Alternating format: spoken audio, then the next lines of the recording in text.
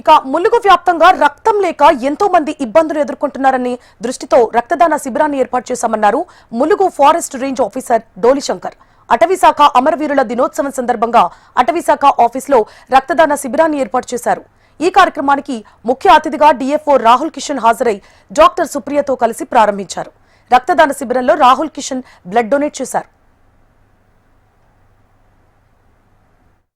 11 September రోజు అంతర్జాతీయ అటవీ అమరవీరుల దినోత్సవం జరుపుకుంటున్నాం.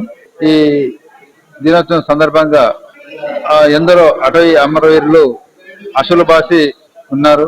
వాళ్ళకి ఆత్మశాంతి కొరకి మా ఫారెస్ట్ ములుగు జిల్లా హెడ్ క్వార్టర్స్ లో డిఎఫ్ఓ గారి ఆధ్వర్యంలో మేము ఇక్కడ రక్తదాన శిబిరం ఏర్పాటు చేయడం జరిగింది. ఇక్కడికి మన గవర్నమెంట్ హాస్పిటల్ ఏరియా హాస్పిటల్ లో ఉన్నటువంటి మెడికల్ ఆఫీసర్స్, అదే విధంగా సిస్టర్స్ వీళ్ళందరూ కూడా వచ్చేసి హెల్ప్ చేసేసి మాకు ఇక్కడ రక్తదాన శిబిరంలో పాల్పంచుకున్నారు. అదే విధంగా మా స్టాఫ్, ఎగ్జిక్యూటివ్ స్టాఫ్ అందరూ కూడా ఇక్కడ రక్తదానం ఇవ్వడం జరిగింది.